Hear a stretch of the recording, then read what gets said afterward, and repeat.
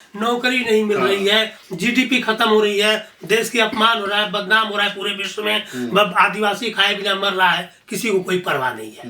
न तो गवर्नमेंट को परवाह है और न सामाजिक आदमी को परवाह है। संविधान को खतरा क्या, मैं किससे खतरा है? आरएसएस और बीजेपी उसके पीछे पड़ी है, दूसरे से क्यों खतरा होगा? हमारे देश के लोगों से ही खतरा है। क्या पाकिस्तान से और मुसलमान से थोड़े खतरा? ब्राह्मणवाद एक वैसी बीमारी है कि सिर्फ ब्राह्मण में ही नहीं है, यादव है अगर वो अपने को जात से उच्च मानता है, चाहे वो कुर्मी कोयरी हो, इवन चमार भी अगर भंगी से उच्च मानता है, चाहे भंगी जो है किसी और से उच्च मानता है, वो भी ब्राह्मणवादी है। अगर वो एक तय कर ले कि हमको किसी भी कीमत में किसी भी सूरत में हम ब्राह्मणवाद के खिलाफ रहेंगे, हम बहुजन में ही समझौता करेंगे, तो एक पॉजिटिव रिस्पांस रहेगा। हमारा कहने का तो गलत रास्ते जा रहे हो ना, अपने पैर पर अपने ही समाज के लिए, जिसके लिए कांसीराम ने तुम्हें प्रोत्साहित किया, अब तुम उनके खिलाफ ही जा रहे हो। तो कोई ऐसी जात जो अपनी पॉलिटिकल पार्टी न बनाई हो, छोटा हो बड़ा हो कुछ भी नहीं है, पार्टी बना के संस्थापक अध्यक्ष बना हुआ है और पैसा वसूल कर रहा है, चाहे और वो बिकने को तैयार है। यादव हो तो थोड़ा सा हम कुर्मी कोयरी से, कुर्मी कोई सोचता है चलो हम पासी से, चमार सोचता है चलो हम डोम और मुसहर से उच्च है थोड़ा सा। ये मानसिकता जो है, जो ब्राह्मणों ने भर दिया है ना, ये रियल ये वज्र है एक्चुअली। हम तो कह रहे हैं कि ये कैसे निकलेगा।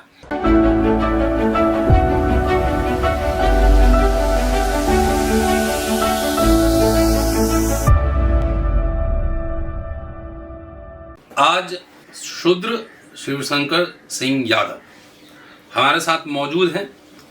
बीएसएनएल से रिटायर्ड अधिकारी हैं, बड़े अधिकारी रहे हैं और अपने नौकरी के दिनों से ही वामसेफ और कई संगठन, सामाजिक संगठनों में सक्रिय रहे हैं। इनसे विस्तार से बात होगी। दलित पिछड़ा राजनीति किस दिशा में जा रहा है, क्या क्या करना चाहिए, किस तरह के सोशल रिफॉर्म्स मूवमेंट की ज़रूरत है, इन तमाम मसलों पे बातचीत होगी। मैं हूँ शूद्र शिवशंकर सिंह यादव हैं और राहुल नागपाल हमारे साथ है। और ये चर्चा 3 यूट्यूब चैनल पर आप देख सकते हैं, अम्बेडकरनामा, बोल 85 और नील कमल टीवी पे, तीनों पे ये बातचीत हम आगे चलाएंगे। बॉम्बे में रहते हैं लेकिन आजकल नॉर्थ इंडिया में प्रवास किए हुए हैं और इनकी योजना है कि नॉर्थ इंडिया में रहने का ठिकाना ढूंढा जाए। आप यूपी बिहार में आजकल बहुत घूम के आए हैं, तो यादवों के बीच क्या संदेश दे रहे हैं? स्वागत है तीनों चैनल पे आपका। जी धन्यवाद, शुक्रिया, सभी को जय भीम। देखिए, बात तो आपने सही कहा है कि मैं बहुत सालों से सक्रिय हूँ और सक्रियता के साथ साथ पिछले 8-10 सालों से जो मैं एक मिशन चला रखा है, गर्व से कम शूद्र है, उसका भी मुझे रिस्पांस पॉजिटिव मिल रहा है। अच्छा, मैं पॉजिटिव रिस्पांस भी मिल रहा है और उसका असर भी मैं गांव गिराव में जाके देख रहा हूँ तो हो रहा है। क्योंकि जो हमारा मिशन है, जो एक कि छोटी जातियों का, चाहे जिनमें हीन भावना बनी है, उनको जो हीन भावना निकालने के लिए, कि जो सदियों से हमारे दिमाग में भर गया है कि हम जो है हिंदू धर्म में नीच है, दुष्ट है, पापी हैं, और उन्हें भाग्य और भगवान के द्वारा प्रतिस्थापित करके बता दिया है। हमारे बाप दादाओं ने उसको सहर्ष स्वीकार कर लिया, भाग्य और भगवान समझ के, पुनर्जन्म समझ के। तो हम उसको कोशिश कर रहे हैं कि नहीं, ये राजनीतिक षड्यंत्र से हमें गुलाम बनाने के लिए बनाया गया है। तो ये हम बताने में, समझाने में सफल हो रहा हूँ। नहीं तो यादव में तो उतनी प्रताड़ना नहीं झेलिए। नहीं, देखिए, यादव भी ऐसा मैं तो खुद बचपन में झेला हूँ, देखा हूँ कि थोड़ा सा अछूत की थोड़ा अलग था, लेकिन यादवों को भी लोग एक तरह से अछूत की भावना थी। और उनमें मैं खुद अनुभव किया हूँ कि मान लीजिए कि अगर आप द्वार पर बैठे हैं तो पंडित अगर दूर से ही देखेगा बैठे तो जल्दी उन्हीं से पुकारेगा कि अब खड़े हो जाओ। आप बैठे हैं खाट पर तो नहीं आ सकता द्वार पर। तो इस तरह की भावना तो थी, मतलब छोटा बड़ा, अरे एक तरह से अपमान ही है ना। आपके घर पर आ रहा है, आपको खड़े होकर के आप उसको बैठा रहे, आप खड़े रहोगे तो ये अपमान ही है ना। वो तो शिष्टाचार सिखा रहा था कि आपके घर के कोई आ रहा है, आपके घर में कोई आ रहा है, आप खड़े हो गए। किसी को अपना थोड़ा कम था, किसी को थोड़ा ज्यादा था, लेकिन अपमानित SC ST OBC सभी हुए हैं। हाँ, ये है यादव इसलिए खुश था कि चलो उनसे भी कोई छोटा है। ये सब में यही भावना है कि चलो यादव हूँ तो थोड़ा सा हम कुर्मी कोयरी से, कुर्मी कोई सोचता है चलो हम पासी से, चमार सोचता है चलो हम डोम और मुसहर से उच्च है थोड़ा सा। ये मानसिकता जो है जो ब्राह्मणों ने भर दिया है ना, ये वज्र है एक्चुअली। हम तो कह रहे हैं कि ये कैसे निकलेगा, यही एक वज्र है जो उसको जीवित करके रखा हुआ है ब्राह्मणवाद को। आपने जो कहा अभी के जो शूद्र आपने नाम के आगे भी लगा रखा है, आप लोगों को शूद्र बनाने में लगे हो, और ओबीसी जो समाज है जिससे आप भी आते हैं, उनके दिमाग में कहीं ना कहीं ये छाप लग गई है कि वो क्षत्रिय हैं। हाँ, यस। तो फिर आप जो लोग क्षत्रिय बन गए हैं और जिनका खाना पीना दलितों के साथ नहीं है, दलितों के साथ वो भी वैसा ही व्यवहार कर रहे हैं जैसा सवर्ण कर रहे हैं, ऐसे में आप उनको शूद्र बना रहे हो, तो लोग तो आपको लट लेके ढूंढते होंगे कहाँ है ये आदमी। ये भी बात सही है, ये अभी तो अब तो नहीं ढूंढ रहे हैं, लेकिन ये 5 साल पहले जो शुरुआत जब किया तो बहुत ढूंढ रहे थे। देखिए, आपने जो शूद्र की बात किया है कि लोग क्षत्रिय बनना चाहते हैं, मैं जहां तक मैं कोशिश कर रहा हूं कि भाई देखो, हमें तो कोई क्षत्रिय कहता तो मुझे लगता है गाली दे दिया, क्योंकि क्षत्रियों का इतिहास जब पढ़ता हूं तो शर्म से झुक जाता है। ये कहीं भी क्षत्रियों का इतिहास बता दो, कहीं भी बैकवर्ड शूद्र पे आ जाते हैं, ज्यादा बेहतर है, उसी से हम समझ लें। हाँ, समझ गए ना। तो क्षत्रियों का इतिहास तो पढ़ते हुए शर्म आती है। हाँ, उससे पर हम बताने में भी, समझाने में उनको कोशिश कर रहे हैं कि भैया तुम क्षत्रिय बनने से अच्छा शूद्र ही बने रहो, वो बेहतर है। बल्कि कौन सी किताब पढ़े क्षत्रियों पे? क्षत्रियों को तो मैं यही देखा हूँ कि मुगलों मुसलमानों के समय इन लोगों ने बहन बेटी देकर देते थे, यहाँ तक कि अकबर के शासन काल का वो 7 राजा अपनी अपनी बहन बेटियां दिया है, और वो गर्व महसूस करते थे मुगलों मुसलमानों को बेटी देने में। हम तो ये सब बात कहिएगा उसको, फिर कहिएगा शूद्र बनो तो लट चला देगा फिर। कौन? वही क्षत्रिय नहीं, क्षत्रिय का, क्षत्रिय को इतिहास उसको मालूम है, जानता है। हम बता दूं, देखिए 2 चीज मैं अनुभव किया हूँ। एक तो मैं आपके बोहरा कॉलोनी है बम्बई में, एक बार मैं विजिलेंस अफसर साथ वहां पहुंच गया, तो वहां वो लोग बताए कि देखिए हम ब्राह्मण हैं और हम बोहरा मुसलमान बन गए हैं। गुजरात के सभी जितने ब्राह्मण हैं मैक्सिमम बोहरा बने हैं, और यहाँ तक उन्होंने कहा कि अभी भी हमारा एक परिवार हिंदू है और एक परिवार मुसलमान है, हम लोग में रोटी बेटी का रिश्ता होता है। एक उदाहरण आपको वो बताता हूँ, और एक उदाहरण और मैं बताता हूँ अपने गाजीपुर के कमसार क्षेत्र। तो एक बात बताइए, अगर ये अंतर जातीय अंतर धार्मिक विवाह अगर हो तो इसमें अपमानित होने की क्या बात है? कुछ नहीं। मैं कट्टरपंथी हिंदुओं को कहना चाहता हूँ कि तुम जहाँ भाईचारा हिंदू मुस्लिम का बना है, रोटी बेटी का रिश्ता ठाकुरों ब्राह्मणों में भी हो रहा है, तो तुम दरार क्यों खड़ी कर रहे हो? कमसार क्षेत्र की बात कहने दीजिए। जमानिया रेलवे स्टेशन से बक्सर तक 40 गांव ठाकुरों का हुआ करता था, सुने ना? कमसार, उसिया, सेवराई, जहाँ के बड़े बड़े हीरो बने, तो जितने खान और पठान है ना, ये सब ठाकुर है, ये मुसलमान बने हैं।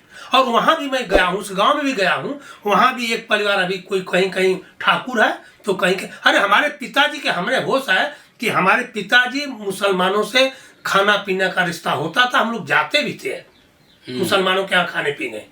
एक बड़ा बढ़िया, जब कहते हैं ना गंगा जमुनी जो सभ्यता और संस्कृति जो हिंदू मुस्लिम की बनी थी, हम तो मुगलों के जमाने से देखता हूँ कि वो चली आ रही थी। हमने बचपन में देखा है, कोई दुराव नहीं था हिंदू मुस्लिम का। और अभी जो कमसार क्षेत्र की बात कर रहा हूँ, वो अभी जो चुनाव होता है तो जितने मुसलमान है ना, वो क्षत्रियों को वोट देते हैं। ऐसा बिहार में तो खान टाइटल भी लिखते हैं। हाँ, खान पठान जितने हैं, चर्चित रामचंद्र खान चर्चित IPS ऑफिसर हैं। खान और पठान जितने सब ये ठाकुर है।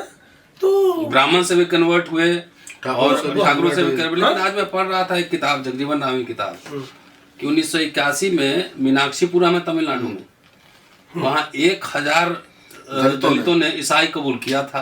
अच्छा। तो उसमें बड़ा बवंडर हो गया था कि अरे ये मुसलमान बन रहे हैं, दलित मुसलमान बन रहे हैं, अरब से पैसा आ रहा है, पैसा से खरीदा जा रहा है। तो जब अपर कास्ट का धर्मांतरण हुआ तो कुछ नहीं, तब हिंदू धर्म खतरे में नहीं था। नहीं हुआ खतरे। लेकिन जब दलित लोगों ने धर्मांतरण किया तो धर्म खतरे में। मात्र 1000 मात्र 1000 थे मीनाक्षीपुर। यहाँ होल में हो गए हैं। तो आप जाते हैं, विशेष रूप से आपके श्रोता कौन कौन है? हमारे श्रोता SC ST भी हैं और OBC के भी लोग हैं। अब तो मैं कम से कम 2-3 मीटिंग, बड़ी मीटिंग अटेंड कर लिया। एक सोनभद्र में 2 मीटिंग अटेंड किया हूँ जो यादवों ने ऑर्गेनाइज किया। एक बार गाजीपुर में देखा कि यादवों ने ऑर्गेनाइज किया, अम्बेडकर जयंती मना रहे हैं यादव लोग, और ऑर्गेनाइज कर रहे हैं, खर्च कर रहे हैं, और मुझे उसमें मुख्य अतिथि बुला रहे हैं। ये खुशी की बात है। मतलब जो 5 साल पहले आपने काम शुरू किया था, उसमें सफलता जो है कहीं ना कहीं आपको मिल रही है।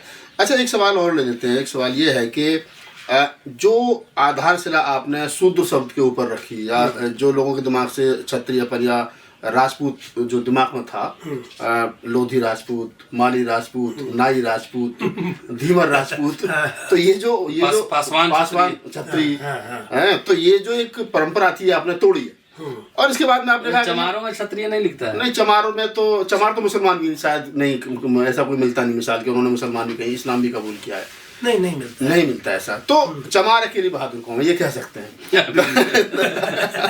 तो मेरा सवाल ये है, की जरूरत नहीं सर्टिफिकेट, जिसने इस्लाम कबूल नहीं किया तो बहादुर ही था। बाकी देखो पश्चिमी उत्तर प्रदेश में जाटों ने, 8वीं जाटों में, जाट बड़ौद बागपत गुजरात, ये जितना हिस्सा है वहाँ पर मूले जाट हैं, यानी ये जाट जो इस्लाम सिख बन गए, आर्य समाज मुसलमान है सर वहाँ पे। जाट मुसलमान। बहरहाल मेरा जो सवाल ये है कि जो काम आपने किया और आपने जिस प्रकार से ओबीसी के दिमाग से राजपूत और क्षत्रिय का निकाला है, राजनीतिक रूप से आप क्या देख रहे हैं? क्या विकल्प है? क्या उनको राजनीतिक रूप से एक मंच पे लाया जा सकता है?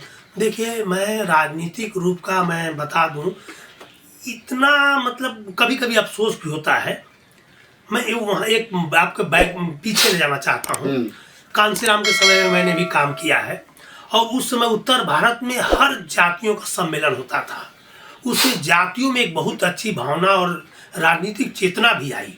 लेकिन आज वो राजनीतिक चेतना नासूर बन गई है बहुजन की राजनीति के लिए। वो हर आदमी मैं देखा उत्तर में कोई ऐसी जात है जो अपनी पॉलिटिकल पार्टी न बनाई हो, छोटा हो बड़ा हो कुछ भी नहीं है।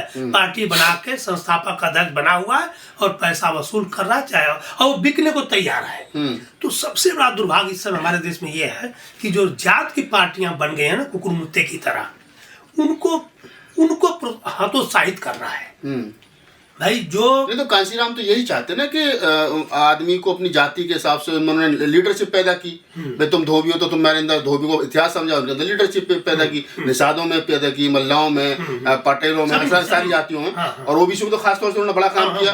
तो जब उन्होंने नेता पैदा कर दिए, जब बसपा में उनको सम्मान नहीं मिला तो उन्होंने अपनी जाति की पार्टी बना ली। पहले जाति का नेता, फिर जाति की पार्टी। लेकिन अब प्रॉब्लम क्या आ रही है ना कि जाति की पार्टी ठीक है, ओबीसी SC ST बना लिया, वो बहुजन बना लिया, लेकिन वो भाजपा के साथ जा रहा है। अगर वो एक तय कर ले कि हमको किसी भी कीमत में, किसी भी सूरत में हम ब्राह्मणवाद के खिलाफ रहेंगे, हम बहुजन में ही समझौता करेंगे, तो एक पॉजिटिव रिस्पांस रहेगा। हमारा कहने का तो गलत रास्ते जा रहे हो ना। अपने पैर पर, अपने ही समाज के लिए, जिसके लिए कांसीराम ने तुम्हें प्रोत्साहित किया, अब तुम उनके खिलाफ ही जा रहे हो।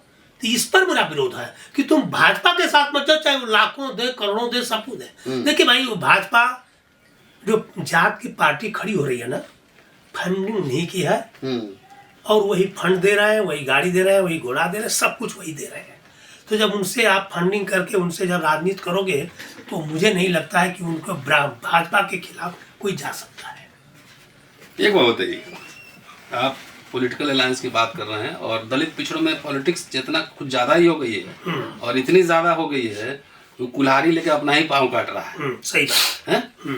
तो जो अलायंस बना वो तो पॉलिटिकल अलायंस था ना, कल्चरल, सेकुलर, सोशल अलायंस तो नहीं था ना। नहीं, अवसरवादिता की राजनीति थी कि यादव के नेता आप हो गए, जाटव के हो गए, तो सबको चस्का लग गया ना, कीटाणु काटने लगा कि अब हमको नहीं पूछ रहा था, चलो अपनी ही पार्टी बना। बस वही चीज है। उसके अलावा कोई बहुत सारा मिशन मूवमेंट का काम चल रहा है देश में, बहुत करोड़ों रुपए चंदा भी लिए जा रहे हैं।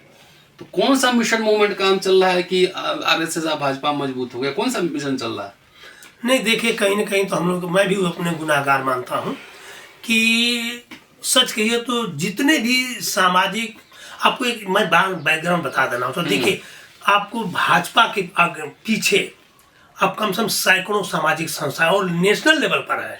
RSS सबसे बड़ी तो अरे विश्व बजरंग दल, दुर्गा वाहिनी, मतलब उनका नेशनल लेवल पर एक पॉलिटिकल पार्टी के लिए हजारों सामाजिक संस्था है। और हमारे यहाँ हजारों पॉलिटिकल पार्टी है, लेकिन एक भी सामाजिक संस्था नहीं है। और कांसीराम तो यही कहते थे कि जो सामाजिक संस्था चला रहे हैं ना, वो भी अपनी एक पार्टी बना के चला रहे हैं। तो क्या मतलब है? दो आदमी मिलकर 3 पार्टी बना रहा है। पार्टी बना रहे हैं, तुम सामाजिक काम करो तो फिर पार्टी मत बनाओ ना। तुम पार्टी बना रहे हैं, सामाजिक दोनों, तो फिर हो ही नहीं सकते। कांशीराम जी एक बात कहते थे कि सोशल रूट्स मजबूत होनी चाहिए। लेकिन क्या आपको लगता है कि सोशल कल्चरल रूट्स मजबूत करने के पहले ही पार्टी दर पार्टी पार्टियां बन गई? भाई यादव जाटव एक साथ नहीं खाना खाएगा जब तक एक साथ बैठेगा नहीं। सही बात है। तो वहां तो उत्तर प्रदेश में तो यादव जाटव भी भिड़ गया, जाटव भी कुट दी। तो कैसे कैसे बचेगा फिर? ये जिम्मेदारी तो पिछड़े वर्ग को है ना, कि जो सबसे जरूरत है, कमजोर है, उसको प्रोटेक्ट करना है, मुसलमानों को भी करना है। कभी कभी तो मुझे ये अनुभव लगता है कि कभी कभी हमारी बातों से लोग नहीं मानेंगे, लेकिन ब्राह्मणवादियों के जब कहते हैं ना वो लातों के भूत बातों से नहीं मानते। अब वो स्थिति आ रही है। अब वो स्थिति आ रही है। जितना कुचल कूद हम नेता, हम बनेंगे, हम मंत्री बनेंगे, हम देखिए एक चीज मैं और अनुभव किया हूँ अपने सोशल सामाजिक बहुजनों में, कि शुरू में सामाजिक काम तो लोग करते हैं, 40-50 पहुंचते पहुंचते उनमें निराशा हो जाती है। अरे यार मैं क्या हुआ, उम्र भूल गई, कुछ नहीं बना।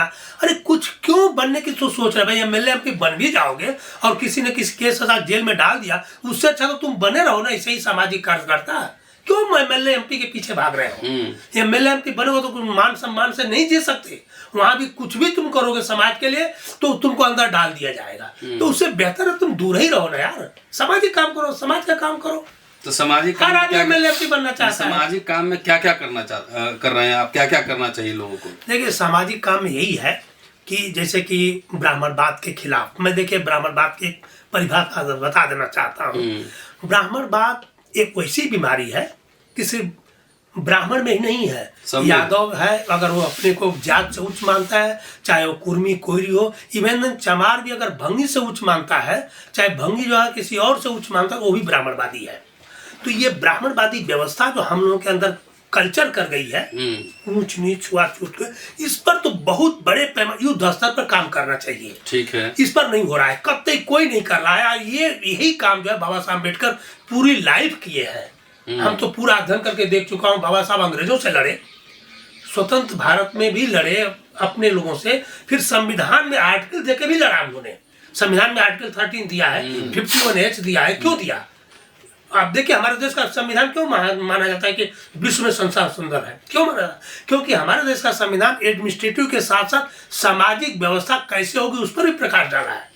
लेकिन विदेशों के जो संविधान है उसमें सिर्फ एडमिनिस्ट्रेटिव है, सामाजिक व्यवस्था उसमें नहीं है। हमारे संविधान में सामाजिक व्यवस्था भी है।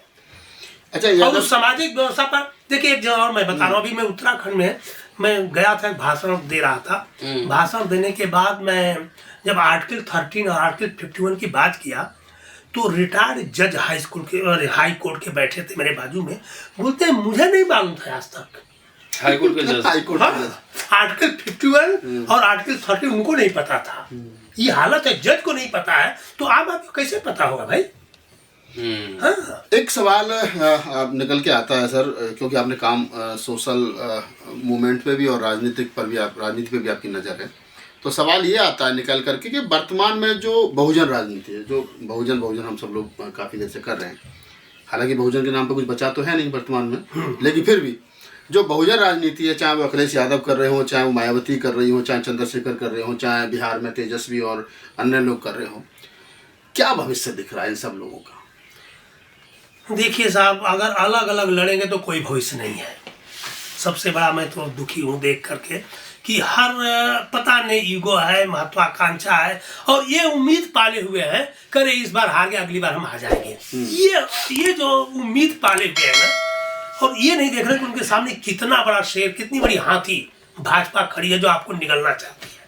कोई हम वो ये सोच के चले कि नहीं भाई ये भाजपा हमको अगले चुनाव में भी हरा देगी, अगले चुनाव में हमको खत्म कर देगी, अभी से हम सावधान हो जाए, अभी से हम मिलजुल हो जाए, अभी से मिल ले, तो ये थोड़ा सा कम हो सकता है। हाँ, एक बात और है, हो सकता है। अभी आपने संविधान और आर्टिकल 13-15 की चर्चा की। आजकल ये भी चल रहा है कि संविधान को खतरा है। किससे खतरा है? संविधान को खतरा क्या, मैं किससे खतरा है? आरएसएस और बीजेपी उसके पीछे पड़ी है, दूसरे से क्यों खतरा होगा? हमारे देश के लोगों से ही खतरा है। क्या पाकिस्तान से और मुसलमान से थोड़े खतरा है? मुसलमान तो उसको एक आखिरी सवाल लेते हैं। हाँ। कि आप सामाजिक काम कर रहे हैं, कल्चरल काम कर रहे हैं, दलित विमर्श में या पिछड़ा विमर्श में, भोजन छोड़ दीजिए, भोजन सब हटा दीजिए, सबको कोई मायने नहीं। पूर्वी कुशवाहा का अलग पार्टी है, यादव बन गया है, बहुजन तो सर्वजन बन गया है। हाँ, तो दलित पिछड़े पे आता हूँ कि शिक्षा को लेकर इंस्टीट्यूशंस को लेकर, संस्थाओं के निर्माण को लेकर, नौकरी, इस सब का कोई बहस है? फेलोशिप को लेकर, एजुकेशन को लेकर कोई चर्चा है कहीं कि खाली मिशन चल रहा है? नहीं चर्चा है, इसकी चर्चा नहीं है, न कोई रोड पर आ, नहीं कोई इसकी।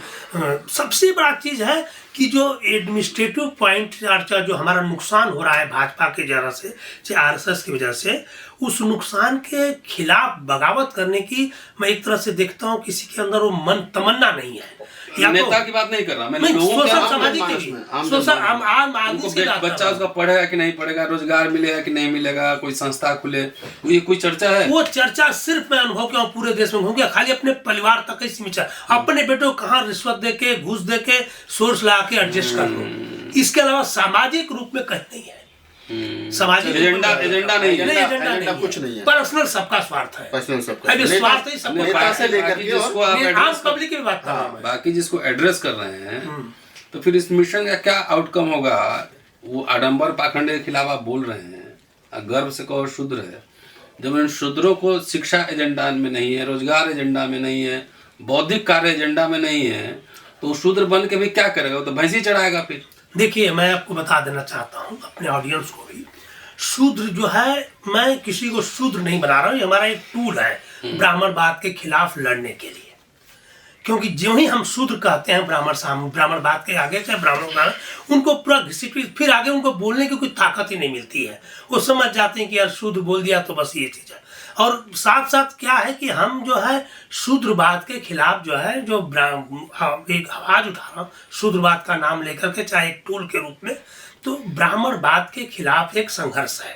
और ब्राह्मणवाद के खिलाफ संघर्ष, अपने लोगों के खिलाफ भी संघर्ष है, जो हमारे अंदर भी जो ब्राह्मणवाद, वो मैं समझ गया। हाँ, लेकिन जब आप सबको सचेत कर दिए हैं, लेकिन बुनियादी जो सवाल हैं, शिक्षा, रोजगार, संस्थाओं के निर्माण, ये सब जो स्कूल, कॉलेज, यूनिवर्सिटी, तो जागृत हो भी गया, तो ये कोई चर्चा में है? इसकी जरूरत है? चर्चा में नहीं है, भले छोटे मोटे अपने अपने पर्सनल लेवल में लोग कर रहे होंगे, लेकिन सामूहिक रूप में चर्चा इस सब चीजों पर नहीं हो रही है। ज्यादा चर्चा सिर्फ पॉलिटिक्स पर हो रही है। हो रही है ना? पॉलिटिक्स पर सिर्फ, सबको एमपी एमएलए बनना, सबको एमपी एमएलए बनना, खाली पॉलिटिक्स पर सोशल सामाजिक एजुकेशन खत्म हो रहा है, नौकरी नहीं मिल रही है, जीडीपी खत्म हो रही है, देश की अपमान हो रहा है, बदनाम हो रहा है पूरे विश्व में, आदिवासी खाए बिना मर रहा है, किसी को कोई परवाह नहीं है। न तो गवर्नमेंट को परवाह है, न सामाजिक आदमी को परवाह है। सबको नेता बना और सब मार खाएंगे इसी तरह से। चलिए, हम लोग जो बातचीत कर रहे हैं बहुत ही फ्रूटफुल है, लेकिन एक बात है, हम जितने चैनल आप देख रहे हैं, मैंने नाम लिया, इस पे शिक्षा इसके बुनियादी केंद्र में है। हम पढ़ने लिखने शिक्षा, क्योंकि शिक्षा ही वो चीज़ है जो बेसिक चीज़ है। अगर ये पढ़े नहीं होते बीएससी, तो इनको नौकरी नहीं मिली होती। मैं नहीं पढ़ा होता तो मैं पढ़ा नहीं रहा होता। तो सबके केंद्र में शिक्षा है। और डॉक्टर अंबेडकर के पूरे लाइफ स्टाइल को देखेंगे, कितने संस्थाओं का, school, college, people's education society का निर्माण किया, क्योंकि वो जानते थे कि भविष्य के लीडर्स जो निकलेंगे इन संस्थाओं से निकलेंगे, चुनाव से सिर्फ नहीं निकलेंगे। शुक्रिया। एजुकेशन पहली प्रायोरिटी है। शुक्रिया, थैंक यू, शुक्रिया, धन्यवाद। देखते रहिए नीलकमल टीवी। आपको अगर हमारा वीडियो अच्छा लगता है तो हमारे चैनल को सब्सक्राइब करिए, वीडियो को लाइक करिए, शेयर करिए। धन्यवाद।